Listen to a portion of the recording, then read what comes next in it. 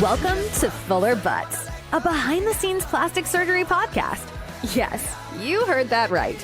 Join your co-hosts, Dr. Sam Fuller and Dr. Dan Butz, board-certified plastic and reconstructive surgeons, on an exclusive full-access pass into the world of plastic surgery. Combining their expertise and training, Drs. Fuller and Butz will share medical insights, detailed explanations, and lighthearted humor to keep you entertained and informed. We're certain you'll become passionate about the plastic surgery specialty, and between debunking myths, uncovering truths, or just making you laugh out loud at their perspective on this creative and artistic field, we've got something for everyone. From tummy tucks to Botox and mommy makeovers to surgery do-overs, the Fuller Butz Podcast will surely satisfy your podcast fix. All right, now let's dive into this episode. Hello, everyone, and welcome back to the Fuller Butz Podcast. I'm here with my co-host, Dan Butz, Dr. Butz from Milwaukee, Wisconsin, as well as a special guest here, Dr. Tracy Warhop. How is everyone doing this week? Doing great. Just happy to have a guest. Take some of the weight off my shoulders. Yeah, it's exciting, as we get into season 2 with the episodes and the topics. We thought it would be key to bring in some experts in different realms, areas that we don't really necessarily focus on, but where our patients' pathways really line up or cross over and overlap, and that's to do with overall wellness, overall health, biohacking, recovery. And I think that's, not just if you're a plastic surgery patient, but any person. I'm, for one, somebody who is a client of the House of Health, which has 2 offices, both in South Bend and Indianapolis. And those are owned and managed and organized, and is the dream child of Dr. Tracy Warhop, who is our guest today. Tracy, I think we'll just jump in. I would love for you to tell our audience members, and what's exciting is that I just clicked refresh on our feed, and we are now being aired in 22 different countries and over 150 different cities. And so it's exciting to see that broad spectrum, but just tell everyone in all the different countries who are tuning into the Fuller Butz Podcast who you are, what's your training, your expertise, what's your career, what are your interests, and then we'll take it from there. Yeah, thank you so much for having me. Tracy Warhop. I am a doctor of naturopathy, and I specialize or work in preventative medicine and functional wellness. So that includes many different things: hyperbaric oxygen therapy, biohacking, and any tools and treatments that we can use to create longevity. It includes, a lot of athletic fields, athletic treatments, but also the surrounding community, surgery, so pre and post surgical. And that's how Dr. Fuller and I know each other and work together on. And but many aspects of, again, longevity and biohacking. Yeah, it was a pretty serendipitous relationship that we formed, somewhat out of necessity, but also just out of sort of luck, and it's really grown, and I'm very excited and proud to be a part of it. The small role that I help with at the House of Health. And so, can you tell our listeners a little bit about what type of person would be a candidate to show up to the House of Health, and what's one way to get started with overall healthy living? Yeah, we see, I would say, a wide variety at the House of Health in both locations. So our location in South Bend is going to be, obviously, we see a lot of the University of Notre Dame athletes, St. Mary's and Holy Cross. So we're seeing a lot of athletes that just want to learn how to recover, that need education and how do I recover faster? How do I get better? Or they're dealing with an injury or concussion of some sort. And so they come to see us for that. But then we have a wide range of the community. We've got, again, a lot of pre, post-surgical in all different areas, whether it's a hand surgery or ACL, or it could be plastic surgery that they've had done. And then we've got, cancer patients, autoimmune patients, and a good variety of people that are looking for other ways maybe to prevent feeling worse, but are also in the process of healing. So we see a good variety. And I would say in Indianapolis, we get less collegiate athletes, more professional athletes here in Indianapolis. And then we see the community as well. So it's a good healthy variety of the community. Do you treat professional athletes different than like everyday people, as much as like, sometimes we surgeons like to look at ourselves like athletes having to operate for 16 hours straight? But how do you kind of approach a real true athlete compared to a middle-aged guy in their 40s trying to be a little healthier? I would say everyone's treated individually. We try to, especially in like naturopathic, care, we really like to look at the body as an individual. So we are, in a sense, treating athletes different than maybe someone else that's not competing and working their body the same. But we really try to look at the individual and go, okay, what is their lifestyle like? How hard are they training? What is their, just everyday life going to be like in order to, help them or know the direction that we should go. But definitely treating athletes different than maybe the basic community, you could say, like myself. These guys or ladies are really taking a lot of physicality, and they're working out as many hours a day as they can. And then we're resting as many hours a day as we can, finding ways to improve as fast as we can. And we're also dealing a lot of times with professional athletes. We're dealing with a different mindset, like they just want to go and go and go. And they want to do more and they want to perform better. So they've got a really awesome mindset to work with. That's like, okay, we're this 1% of the population that wants to take everything to the next level. And that's exciting to work with. It's really rewarding. But they definitely have their own mindset, I would say, compared to maybe someone else coming in. And you're you're very humble and subtle with the athletes that you help, kind of get back on the field and train. And I know that there are, doctor-patient privilege, and there's NIL, name, image, likeness issues. But, are there specific sports or teams or, even athletes that you're able to just share with the audience, who at what level you're at? Because it's pretty impressive. So whatever you can share with us that's safe, we'd be happy to hear. But just to give people a ballpark of what are the types of sports and athletes you're helping on a daily and weekly basis.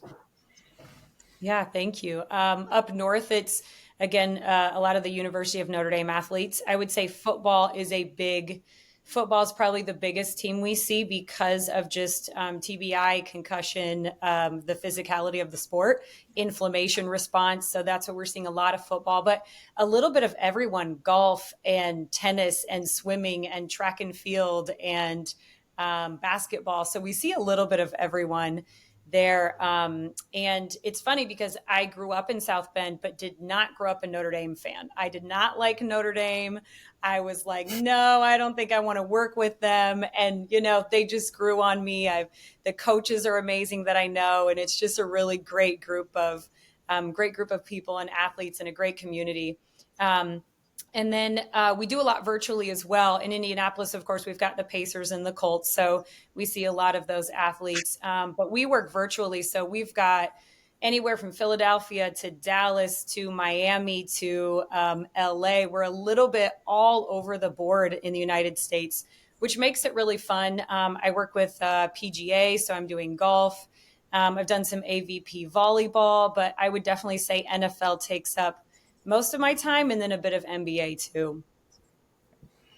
And so can you just give us some insight on what a virtual consultation would be like for somebody who's, let's say, a football player in LA who's contacting you? Are you telling them, like, do they have a hyperbaric oxygen system in their house and you're telling them for how long to be in? Or are you telling them what nutrients and supplements or how much rest? Are you reviewing their data on their smart devices to kind of get an idea of what their rest is? Are you telling them to do a 3-day fast? Like, what kind of information are you telling them?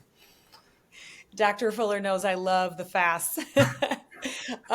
Yes, we go over really a bit of everything that we can improve longevity in their career. So virtually is fun because I think we've come upon this new time that's we're able to do so much more virtually than we thought we could. So we really start with getting to know each other. And again, getting to know this athlete or individual. What's their mindset like? What's their body like? What's their daily lifestyle? And then we really dig into the basic patterns like nutrition, sleep patterns, trauma or stress, because professional athletes go through a lot more stress than people realize. There's media, and much more media than there ever used to be. There's, relationships. They're away from home all the time. Maybe they have kids that they don't get to see as often. So when we're on these calls, we really try to discuss, okay, where are we at? And we meet them where we're at. And then we figure out what really needs that improvement. And how do we create longevity in their sport? So if we're referring to like NFL, a lot of times football today, longevity isn't, you see, a few, you've got your Tom Brady and you've got, your few, maybe your kickers that have a longer career span in football. But for running backs and maybe wide receivers and lots of other positions, it's not very long today, and it can be longer. I think that's what we need to focus on. So our goal is to get down to nutrition. We love to do testing, and really, I love to get a little bit nerdy with, okay, where's our panels at? Where are our vitamins at, nutrients and hormones and all of those great things, and really dig into how we can change nutrition for them. And then how many hours are we sleeping a night? I love for my athletes to sleep 12 hours a day. So that could be 10 hours at night and a 2-hour nap. So they're sleeping a lot more than the regular individual. And once we go over a lot of that, a lot of times we're also talking about mindset. So where is our mind at? How can we improve stress? How can we improve everything down to like breathing patterns? Like you said, fasting.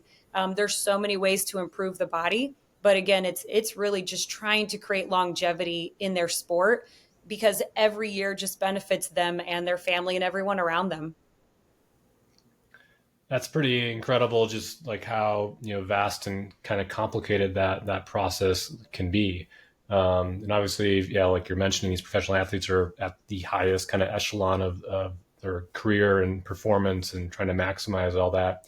Taking it back to plastic surgery, potential plastic surgery patients, what are things that patients can do before surgery, after surgery, to kind of maximize healing? I'm sure it's similar. You injure something playing a sport or kind of creating a trauma. How would you go about kind of optimizing that process for patients?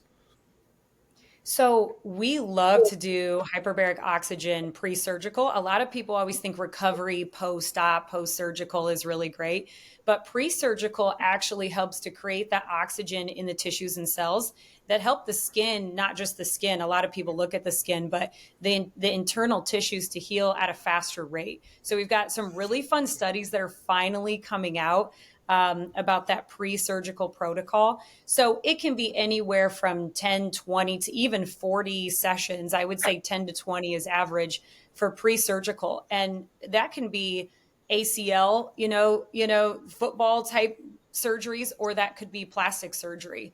But plastic surgery obviously is easier to plan because you're planning that date, when that's going to happen. But we love to do that pre-surgical procedure. So hyperbaric oxygen would be number one, I would say. And then we've got all these other, tools that we like to use, like IV therapy or ozone therapy to help, strengthen the body, strengthen the immune system before you go under, and have that done. And then the post-surgical is, the great recovery, where we try to do more sessions in hyperbaric oxygen to heal the wound, to, bind that tissue better and just help the body repair. Yeah, I think that it makes sense.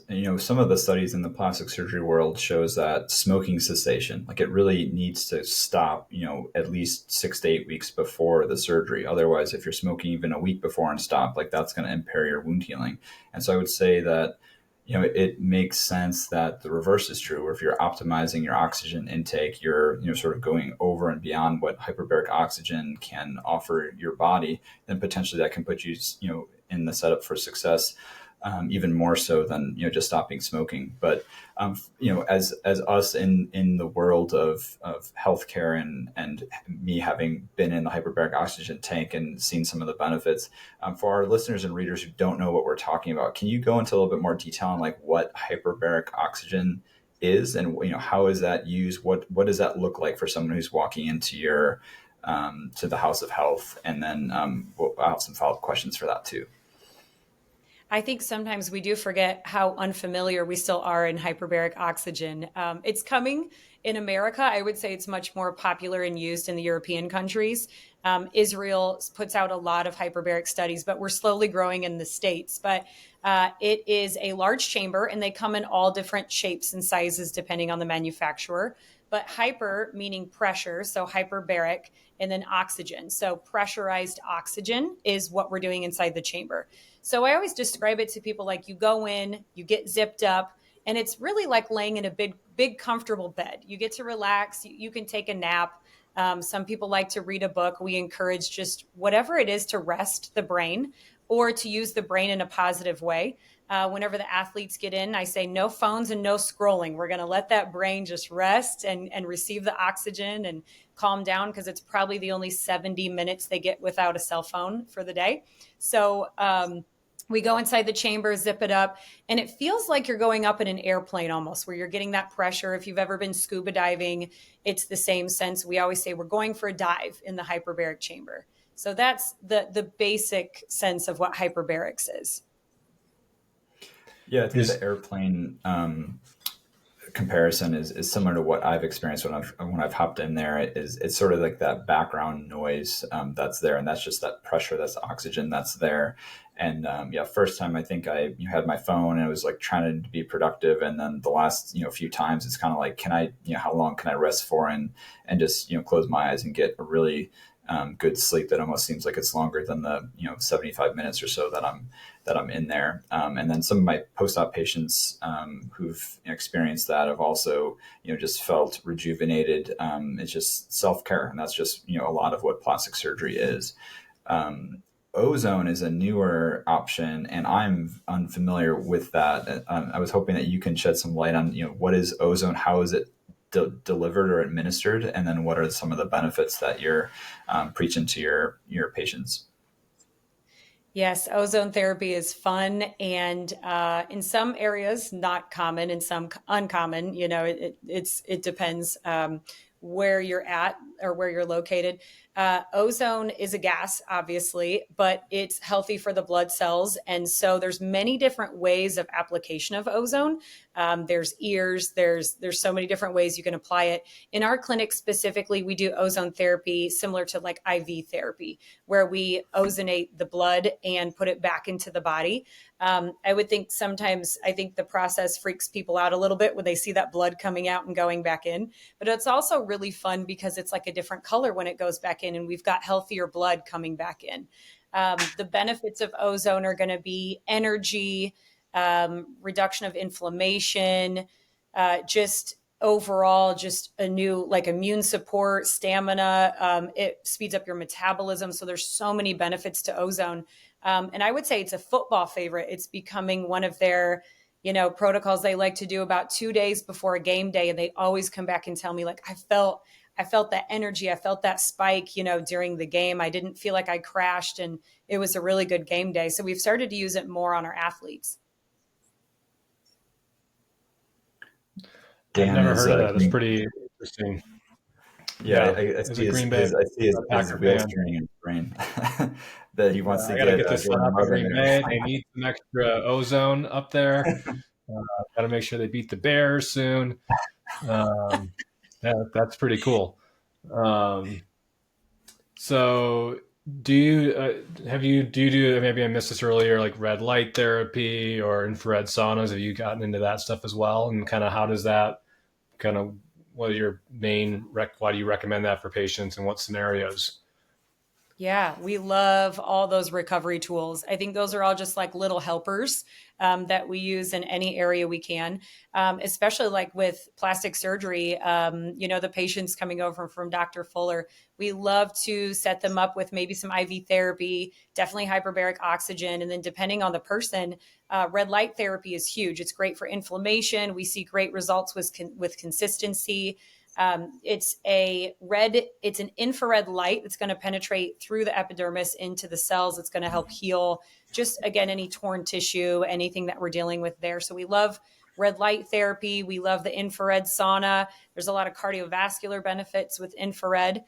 We also have cold plunging. It's not my favorite, but we have people that love to cold plunge and get in that like 38 degrees and sit there as long as they can. We have a lot of competitions that love to happen around the cold plunge. We do, any kind of compression, just extra blood flow helpers, hot and cold contrast. So any type of recovery tools, we definitely use all of them, and we use them around hyperbarics, I would say. We try to all pair them together. So, Yeah, it's similar to Dr. Fuller, maybe you've seen that. Have you seen those posts about the infrared saunas melting implants? I have not seen those yet. No, Have I you just seen saw. that, Tracy?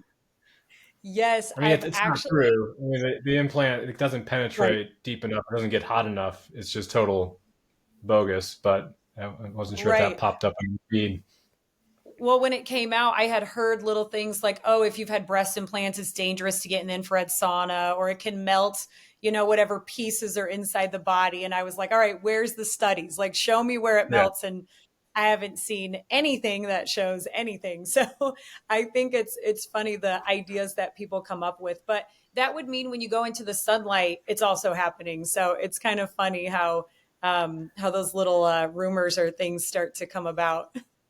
Yeah, I mean, the implants can tolerate, 270 degrees, and to get sterilized. Like they can tolerate an infrared sauna that would burn your skin pretty quickly if it got that hot. Dan, didn't you do a home test for cold temperatures with implants? And didn't you have some Instagram Yeah, video but it of was them in the snow or something? Or what was that? yeah, it was during a polar vortex a few years ago. I think I left one out overnight in like negative. I don't know what it was cold, and it felt like a little cold, but it was totally fine. Silicone is a very durable substance. Wow. That's Yeah, actually a really smart experiment just to show people how strong they really are. That could be a great yeah, video. yeah. It was a good one. Um, So what as else you we're got? taking a tour around the House of Health, as somebody who's been there, like you check in, you immediately just feel clean. Everything's just very minimalist. It's concrete. It's sanitary. It's just clean lines, not a lot of fluff. You kind of walk past the pressure garment room where people can relax. There's an IV therapy room with ozone options. There's a hyperbaric oxygen we've talked about now.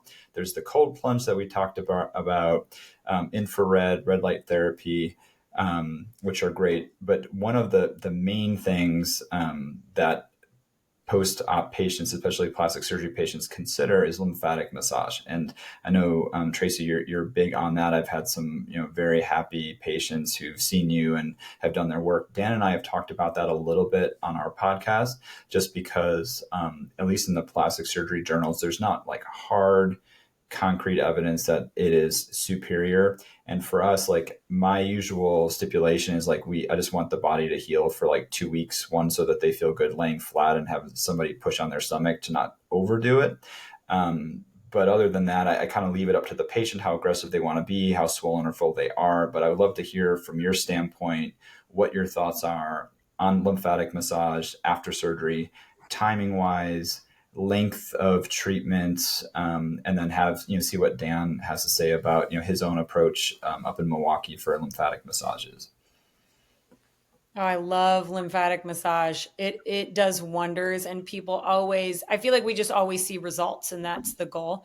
One of the reasons I went into the field of naturopathy was because, we've got a lot of different doctors, right, in different areas, but I'm like, where's the lymphatic doctor? We don't have anyone who really studies the lymph and really processes what is the lymph and why do we need it? And I mean, we can put a million things in the body, whether it's pharmaceuticals, it's food, it's whatever it may be. But if we're not also cleaning out, and in today's world, there's a lot to clean out. So if we're not cleaning out, we're not healing, and we can get very sick. So I love anything to do with the lymph system. I teach all the, the tapping, the lymph movement, all these different things. But especially post-surgical, lymphatic massage can be very beneficial. And what I love is working with the surgeons. Like, what's a good timeline? Should you be laying face down? Should you not? Do you need to sit up for this? And then also, like you said, pressure, and there's so many things that come into play post-surgical, but I think just helping the patient know that there's a way they can clean out and detox and rebuild their immune system naturally is a beautiful thing. So I'm all for it at any surgeries at any time if it can be done. Yeah, I think, we often get patients asking about it, and we just recently have, trained one of our providers to, start offering it. And, she came back from this course, so just like, talking about how amazing it is and how these patients are like feeling so much better. And then some of the earlier patients utilizing it kind of are getting that feedback, which is really exciting. And also something that I wasn't aware that you can actually see benefits from doing it before surgery, similar, like you're saying, to do the hyperbaric oxygen before surgery to kind of prime things to be more prepared. Which again, this always learning more and more kind of different ways to try to make these surgeries as safe as possible, as quick of recovery, and utilizing these tools, it can be a really helpful thing. What are your thoughts on that kind of pre-procedure, pre-sporting event? Is that kind of, you all in on that? Definitely. And anything's worth a try, right? And I would assume anything pre-surgery is going to be a helper. Again, clean out that lymph, get it moving. What I think I find most of the time is lymph is stagnant in so many people. Maybe it's because they have so many toxins going on, or they never knew to clean out the lymph, or maybe they don't sweat, or maybe they don't have enough bowel movements, all these things that detoxify the body. But we haven't done a lot of pre-surgery lymphatic work, and I think we need to. I think it's something that we also need to encourage patients to do and to be aware of. Again, it's education. Because, after you have the surgery, it's always easy to go, oh, now I need the recovery. But not a lot of people think about beforehand. But that's what I love about like plastic surgery is you've got it planned, what's happening. So you can really prep your body. And I would think that would help the surgeon as well to have a healthy body to work on without complications. Yeah, Dan and I have talked in depth offline about just like creating a program for patients where, we can kind of put them into the system, kind of like if a Notre Dame athlete tears their ACL, they're not having it fixed the next day. They're actually, strengthening the other muscles. They're prepping, and it's done, a few weeks later even. And I didn't really appreciate that until I joined Southland Orthopedics and just, kind of spoke and talked to some of the sports guys and understood why they're delaying things. Because, for most broken bones and stuff, you want to fix and reset and get back up to full go. But plastic surgery is one of those things where, I feel like some patients do great. Most patients do really well. There's some patients who have issues, and you're just wondering, is there something you can do so that everyone sways into that trajectory of success? And I know with joints patients, they're doing more nutritional supplements, after surgery and stuff. But it's that pre-op, perioperative, and post-op biohacking, which is kind of our next segue into this topic as far as, how do we really create elite patients, as much as we're trying to create elite athletes, how do we make a patient who just is a home run every single time? And what is that combination of pre-op, intra-op, and then post-op care, and having some system or program where they can get their numbers right and kind of get optimized from a nutritional standpoint, from a lymphatic clog blockage standpoint. We're seeing patients who are coming in having lost significant weight, over 100 pounds plus, who had a couple kids, which obviously affects things, C-sections and things, which affects drainage and lymphatics. And although we say that, it's something you can plan for, we're in that time of the year, at the end of the year, where there are almost plastic surgery emergencies, where like I saw a patient yesterday who's like, I want to get on as ASAP, or it's really worked around their schedule. They may have a couple of weeks off work, around the holidays that they want to get done. And so it's not always something that you can perfectly plan for at this time, but if we can get something, into our pathways that sets them up for success, I think they'd be more willing to wait an extra week or 2 weeks rather than try to get on the schedule, as soon as possible to get their implants or their mommy makeover or whatever. That is part of biohacking. I think there's that beautiful part of, again, when we're teaching like mental health or emotional health with plastic surgery, just seeing people so happy with their results and feeling better about their bodies. Like you said, there's so many things, whether it's breast cancer, whether it's having children and you've got all this skin, or losing a lot of weight. There's so many circumstances that you just see their mind and their emotional health just completely improve after the surgery. So that's a beautiful thing. I think we get to see, I'm sure you do post-op, but that we get to see through that process through recovery. Yeah, and just, I was speaking to someone in the hospital today about, she was like, "Oh, where can I go for a facelift?" And I was like, "Look, you are my age. You do not need a facelift. Like, you probably just need a good night's sleep away from your kids more than anything." But there's something like before surgery, there's this, biohacking and retooling of your system and body. That's a combination of a lot of these, modalities that you have. But, how do you, if Dan and I were to send you, 4 or 5 patients who are being set up for breast augmentations with a lift and a tummy tuck, are you, and you want to individualize those systems, like what are you looking at, their bodies, their labs, what are you looking at to try to really optimize them? Like, what would that assessment look like to try to, ensure that they're getting the right, vitamins in their IV therapy, that they're getting, whether or not they need lymphatic massage pre-op or not? Like, how are you assessing that? Yeah, and that's where that biohacking word comes in, right? Like, how can we improve you just more and more in this little bit here and there, and just make you feel better overall? Because if we feel better physically, we're going to feel better mentally. But we love to, again, look at the individual. And, we had a woman that came in not long ago, and we're doing regular, I would say, biweekly IV therapy sessions, and we needed to update blood work. And then when we saw that, we were like, why are your aminos so low? All her amino acids were really low. She was losing a bit of muscle mass. But we were giving her, she wanted immunity, which was great. But I love looking at that, maybe that data, because it says, okay, I have enough of this, but I'm really lacking here. So it allows us to really treat them individually without just guessing. And sometimes our bodies tell us what we need, right? We have that innate intelligence that says, I'm sick, I don't feel good. Okay, let's give you some immune support. But to have the data to look at how can we treat you individually. So we would take those people in, look at them, ask them. We love to do a consult, like, what do you do every day for work? Do you have children? Do you sleep? All these questions that help us to go, okay, this is the direction we want to take them. And sometimes it's completely changing nutrition with them, as step by step. Sometimes that's going, like you said, okay, I think you need a night away from your children and you need 12 hours of sleep, and you just need to chill out because your cortisol is just too high, and it's really just everyday stress. But we love to, so there are some people we would throw into maybe like IV therapy, a lot of those recovery services. Some people, it's more a lifestyle change. And then, for a lot of people, it's hyperbaric oxygen.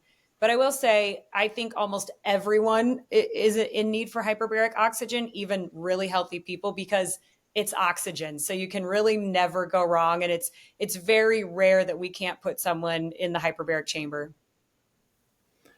We've been considering getting that chamber, and this conversation is really pushing me towards calling out my partner and saying we should actually go forward with that. To me, it's very straightforward to use. I enjoy it. I kind of look forward to it. It's really just trying to set up time. And to me, it's as much as I'm harping to my patients, like, invest in yourself, invest in the recovery. Like, I need to do that for myself. And so I'm selfishly listening to Tracy talk. And, I call her up when my wife and I were sick, and like, we need to get in for an IV, and we get the IV and we feel better. But I feel like biohacking is not needing that emergent IV of being healthy and energetic every single day. And still, whether it's biweekly or some sort of maintenance program to really keep you optimized, rather than me finally texting and saying, I am exhausted. I've been on call 10 days in a row. I need help. When can I get in, sort of thing? Having it scheduled to set up for that, so that you're constantly getting that oxygen, reparation, that boost that you need for your mind, your body, your soul, all of that, because it's just so important, especially as getting older, as you're trying to keep up with your kids and just live life to the fullest. It's really something that I'm excited to be a part of. It's really fun, and something that I was not as aware of until I kind of got the call from House of Health to help collaborate. Yeah, I think it takes years to really get to that point. I mean, it took me, 10 years to go, okay, now I feel like I'm eating clean and I understand how to eat. But as our food changes, we have to change. And, as life changes, we also have to pivot and turn.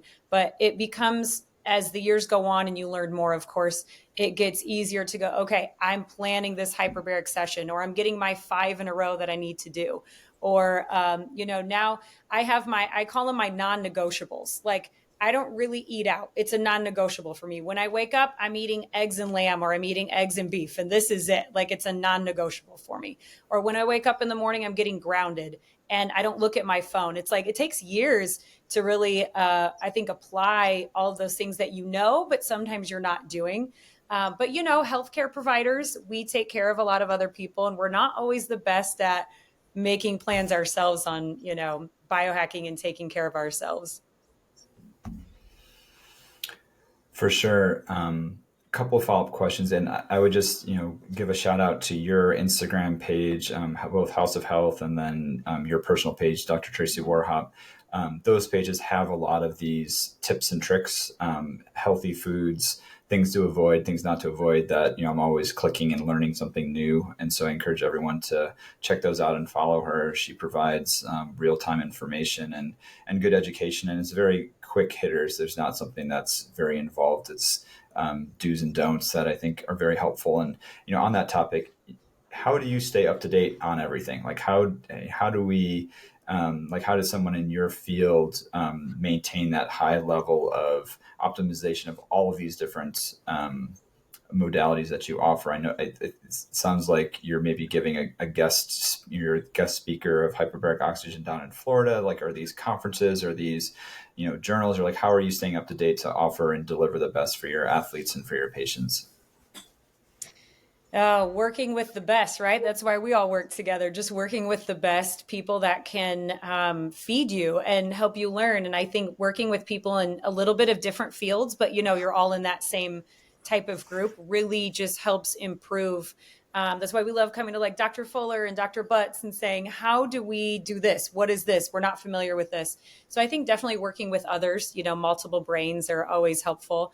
I attend a lot of conferences, and I make sure they're the ones that I can apply. What am I great at? What do my athletes need from me? And where can I find it? So I am part of the International Hyperbaric Association. I'll be speaking there this October. Just the specific areas that I know, these are the doctors I want to work with, or the healthcare providers I need to talk to. The conferences that are great, lots of different biohacking conferences, but also lots of like athlete specific or brain specific, or, those kind of areas. So I think it's just broadening, not just where you're at, but learning from others, and having mentors and growing with others. Well, this has been a really informative discussion. I hope our listeners, find it equally, intriguing, and really, go explore how they can not only maybe prepare or just make themselves healthier, and live longer, more productive lives, not only just for surgery or those elite athletes. And any last minute questions, Sam, or any last minute comments? 3 quick hitters. I think they'll be very brief, but I just want to hit this home for the listeners, for the viewers. Number 1, if you are in a plastic surgery potential candidate, somebody who's a patient who may have a plastic surgery coming up, what would be 1 or 2 things that you would suggest to them if they're about to endure a 4 to 6 hour surgery? What would be like the biggest bang for the buck, or what, how would they're scheduled already with Dr. Butz in 3 or 4 weeks, middle of October. What can they do to optimize? Is there any, immediate impact that you can provide for them? Absolutely. I would say nutrition, like building your immune system and getting it strong, and 10 to 20 sessions of hyperbaric oxygen really prepares the body for what's going to come. So your body's strong and able to endure whatever it might be. 2, I watched the Bears lose, unfortunately, on Sunday night, but DJ Moore, who was on the sidelines, was using that device that you are a big fan of to help. It looked like his calf muscle, his quad muscle, that kind of goes back and forth very quickly as a massager. And I think maybe the creator, the owner, something like that. But if you are a busy surgeon, you're a weekend warrior, somebody who runs, who works out, who's on the Peloton, who has, back, neck aches, pains, they're not close to House of Health. They're in, Iowa. What can you recommend or suggest that they do? Is there an at-home device or tool that is relatively inexpensive that you just think is a fun thing that can help them recover faster from some workouts or just strain, from their everyday work? Yes. I can name 3 things off the top of my head that I have probably here in my office somewhere and carry them with me everywhere I go in my suitcase. So definitely like a massage gun, like a Theragun, Hypervolt, something like that. I have the compression boots, those big boots that you put on that squeeze the legs. I carry those everywhere with me as well. And then I use a medical red light pad. So it's a travel red light pad. We actually use the only ones that can go inside of a hyperbaric chamber. They're tested under pressure, and I carry those everywhere with me as well. So I would say those are 3 simple, easy, like I can pack with me in my book bag or I can have at home. Just 3 easy tools that just help when you can't go get a massage or you can't get the oxygen or something, just to have at home to help with blood flow and movement. That's awesome. And we'll put links to your website, to your social media, but also maybe to some of those items that you mentioned so that if anyone's interested, they can track that down. The last question I have, which is more of just a personal one, out of curiosity, just having an expert that I can ask these questions to, is that, patients and friends and family always talk about, is it nature versus nurture as far as high performance athletes? Are people born with it? Can they be made into more elite performers with hyperbaric oxygen? Is there something innate with their DNA that just makes them better? Is it mental attitude, not having as a pain level, a threshold? I've seen some, high performance or professional athletes, especially in my fellowship in Baltimore, who seem to have no pain whatsoever, even though they fractured both of their forearm bones. And it's like, is that what it takes to become an NFL player? Because you could just endure pain and with no compromise. Like what have you seen in your career and your practice that just separates the elite, the best of the best from not? Oh, that's a great question, a loaded question too, but I love that one because I do think people are like, well, I can't be a basketball player because I'm not 6'9", or I'm not super agile and fast, so I can't run track, or, and obviously there's genetics and there's talent and there's all of these things. But I would take an athlete, and I think a lot of coaches would say this, I will take a hard worker over anything. Someone who, and I have met many NBA players, NFL players who weren't always the best. They weren't playing AAU ball, or they weren't the best on their team, or they weren't, we hear these amazing stories as they go pro. They were a walk-on, or they weren't supposed to make the team, or they were drafted or picked up like 6th round, 5th round, 6th round. And so I have a lot of those guys now who are actually in it longer than the guys who were picked up in the 1st round or 2nd round. So I think it's really just hard work. The guys who have that mentality that are like, this wasn't given to me easily, and I'm going to do everything I can to get it. And I feel like those are the ones too who are, they're putting their money into their body, they're putting their time into their body, and they're willing to work at it. And I think a lot of the guys, not all of them, but a lot of them with talent, maybe don't work hard because it was always easy for them, but they're the ones who seem to go out quicker in their career when they're not willing to put their money and time into their body. Yeah, that's fascinating to hear. I think it's well said. It just kind of gave me flashbacks to thinking about my patient population, and it is some of those patients who work really hard to achieve their goals, who lose 50 pounds, 100 pounds, and then they're going to have a big, surgery. And I just don't worry about them. I just know that they've been through worse, whether it's 4 or 5 C-sections, they got 5 or 6 kids at home. Like they can manage, they can multitask, they are prepared, they've worked hard, they've earned this. And that's what's so rewarding for for Dr. Butz and I as plastic surgeons, so that we can be part of that finish line reward, that carrot at the end of the race where they've done all the hard work, and then we can, help them achieve, what they want to, to become, with their bodies and with their self-care and become great and go on to do great things. So it all circles back to plastic surgery. Perfect. So Yes, this has been an absolute pleasure. Very exciting. Yeah. We're going to get a hyperbaric chamber over to Dr. Butz's office ASAP very soon. That's right. See me at the meetings. Exactly. But this has been great. Thank you again, Dr. Warhop, for taking the time out to meet with us, chat with us. Oftentimes we have viewers, listeners who submit questions afterwards, so we may relay that back to you. Maybe have you on for a more in-depth session once Dan buys his hyperbaric oxygen and has more questions to ask for that. And then just going above and beyond, because this is a hot topic within plastic surgery, is recovery and even pre-testing, pre-evaluations before surgeries, and something that hasn't really even been investigated thoroughly enough, despite high volume plastic surgery cases that are going on nationally and internationally. So something to be determined in the future. But thanks again, everybody, for meeting and for listening. And we'll send some links down for House of Health USA for the Instagram page, and House of Health both in Indianapolis and South Bend, but obviously seeing virtual athletes and patients worldwide. So everyone have a great evening, and we'll be in touch soon. Take care. Thank you.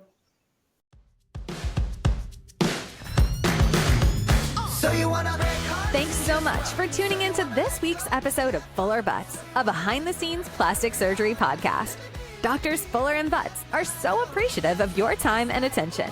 We invite you to subscribe, share, and continue to enjoy our plastic surgery perspective. Feel free to reach out on Instagram at either @SFullerSurgeryMD or @DanielButzMD. That's Butz with a Z, for comments, suggestions, and support. Remember, be artsy, stay scientific, and make life fun. We hope you'll join us again on the next episode of Fuller Butz.